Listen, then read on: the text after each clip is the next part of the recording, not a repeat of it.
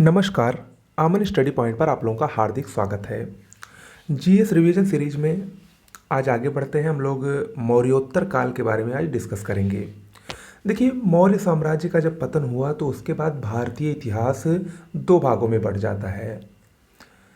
मध्य Asia से भारत पर विदेशी आक्रमण होते हैं, जबकि उसी समय भारत में ही कुछ भारतीय राजवंश, खासकर ब्राह्मण राजवंशों का उदय होता है। और ये दोनों घटनाएं यानी विदेशी आक्रमण और भारतीय राजवंश का उदय, ये दोनों प्रवृत्तियां या दोनों घटनाएं साथ साथ होती हैं। तो इन्हीं दोनों को मौर्योत्तर काल के अंतर्गत हम लोग पढ़ते हैं। इन्हीं दोनों में से जो इम्पोर्टेंट चीज़ें हैं, इम्पोर्टेंट पॉइंट हैं, उसको हम लोग देखेंगे। विदेशी आक्रमण में बात करें तो इंडो ग्रीक ने भारत पर आक्रमण किया, शक ने आक्रमण किया, कुषाण ने आक्रमण किया।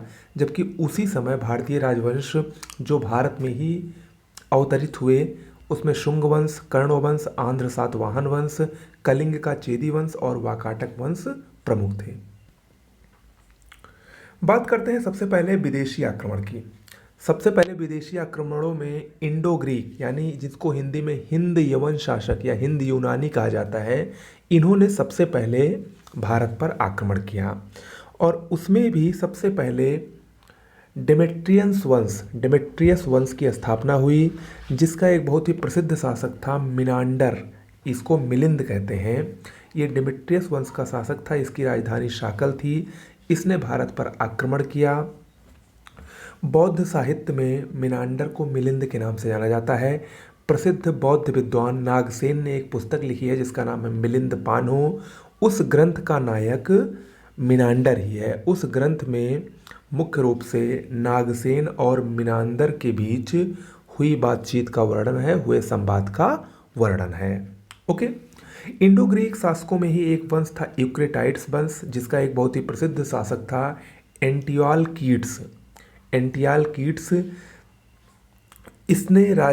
इसी के राजदूत हेलियोडोरस ने विदिशा में गरुड़ स्तंभ स्थापित किया था। उस समय विदिशा में सुंग शासक, जिसके बारे में अभी हम लोग आगे पढ़ेंगे, सुंग शासक भागभद्र का शासन था। ओके। इंडो ग्रीक के बाद विदेशी आक्रमणों में शक सबसे प्रसिद्ध से। शक में सबसे प्रसिद्ध शासक रुद्रदामन था, जिसके बारे में जानकारी हमको उसके जूनागढ़ अभिलेख से मिलती है। जूनागढ़ अभिलेख संस्कृत, विशुद्ध संस्कृत में लिखा गया अभिलेख है, मोस्ट इम्पॉर्टेंट है। सुदर्शन झील की भी मरम्मत, जिसको चंद्रगुप्त मौर्य के राज्यपाल ने बनवाया था, उसकी मरम्मत रुद्रदामन ने ही करवाई थी। ओके।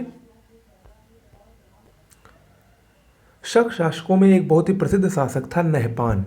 नहपान को छहरात वंश का शासक कहा जाता है। ये छहरात वंश से संबंधित था। ओके। नहपान को गौतमी पुत्र सातकर्णी, जो सातवाहन शासक था, जिसके बारे में अभी हम लोग आगे पढ़ेंगे, उसने इसको मारा था। इसके बाद विदेशी आक्रमणों में सबसे प्रसिद्ध शासक कुषाण हुए। देखिए, कुषाण अगर हम बात करें तो कुषाण का प्रथम शासक कुजुल कड़फिसेस था। लेकिन कुषाण वंश का जो संस्थापक था वो विम कड़फिसेस को कहा जाता है। विम कड़फिसेस ने ही भारत में सबसे पहले सोने के सिक्कों का प्रचलन किया था। कुषाण वंश का सबसे प्रसिद्ध शासक कनिष्क था। इसकी दो राजधानियां थीं, पहली पुरुषपुर, जिसको पेशावर के नाम से जाना जाता है, और दूसरी मथुरा। कनिष्क ने अपना राज्यारोहण 78 ईस्वी में किया था, और वही जो 78 ईस्वी कनिष्क का राज्यारोहण की तिथि है, उसी को भारत में शक संवत के नाम से जाना जाता है। उसी से भारत का शक संवत प्रारंभ होता है। ओके। कनिष्क के दरबार में नागार्जुन, चरक, अश्वघोष और वसुमित्र जैसे विद्वान रहते थे। कनिष्क के ही काल में यानी कुषाण काल में ही दो प्रसिद्ध कला शैलियों का जन्म हुआ, गांधार शैली और मथुरा कला शैली। महात्मा बुद्ध, भगवान बुद्ध की जो पहली मूर्ति बनी वो मथुरा कला शैली में ही निर्मित हुई है। यहाँ पर आपको दो बातें जानने योग्य हैं। देखिए, भगवान बुद्ध की प्रथम मूर्ति मथुरा कला शैली के अंतर्गत बनी, लेकिन सर्वाधिक भगवान महात्मा बुद्ध की मूर्तियों का निर्माण गांधार कला शैली के अंतर्गत हुआ है। ठीक है, तो इन दोनों में कंफ्यूज मत होइएगा। इसके बाद हम बात करते हैं भारतीय वंशों की। भारतीय वंश, मैंने आपको बताया कि उसी समय भारतीय वंश की भी स्थापना हुई, खासकर ये सब ब्राह्मण वंश थे। तो उसमें जो पहला वंश था वो शुंग वंश है। शुंग वंश का संस्थापक पुष्यमित्र शुंग था। इसके बारे में जानकारी का स्रोत इसके राज्यपाल धनदेव द्वारा लिखित अयोध्या अभिलेख है, इंपॉर्टेंट है। इसी अयोध्या अभिलेख से ये भी जानकारी मिलती है कि शुंग वंश के इस शासक यानी पुष्यमित्र शुंग ने पतंजलि के नेतृत्व में 2 अश्वमेध यज्ञ किया।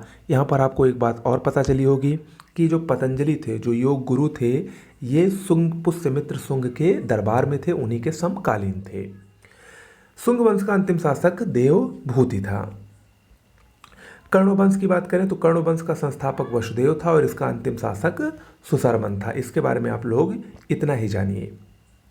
इसके बाद हम आते हैं, इंपॉर्टेंट वंश है आंध्र सातवाहन वंश।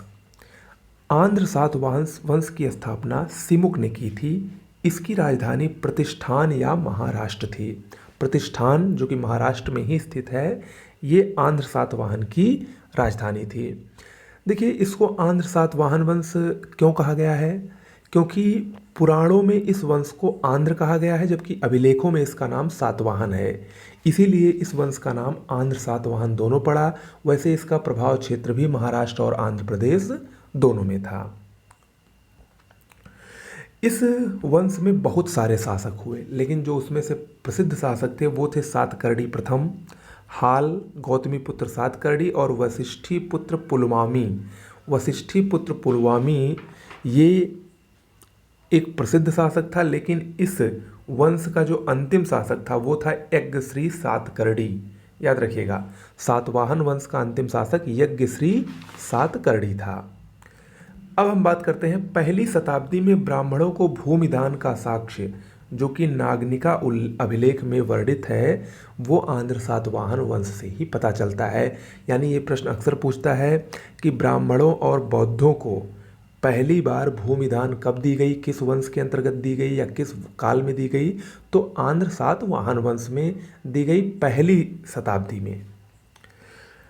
इसी के एक शासक हाल ने प्राकृत भाषा में गाथा सप्तशती की रचना की तथा इसी के काल में गुणाढ्य ने बृहत कथा कोश की रचना की थी। यानी गुणाढ्य जो एक बहुत प्रसिद्ध विद्वान थे जिन्होंने बृहत कथा कोश की रचना की, वो हाल के दरबार में ही रहते थे।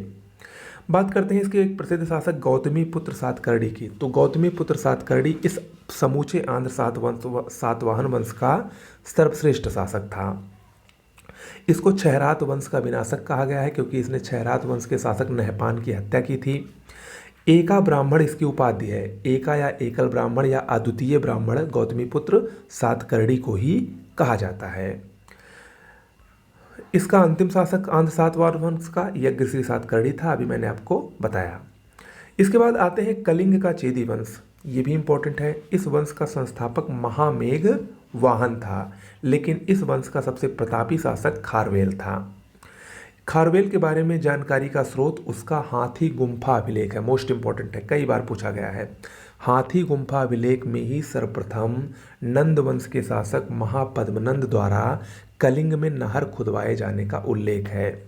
यानी नहरों की जानकारी देने वाला प्रथम अभिलेखीय साक्ष्य हाथी गुम्फा अभिलेख है। याद रखिएगा, सबसे पहले नहरों की जानकारी हमको किस अभिलेख से मिलती है?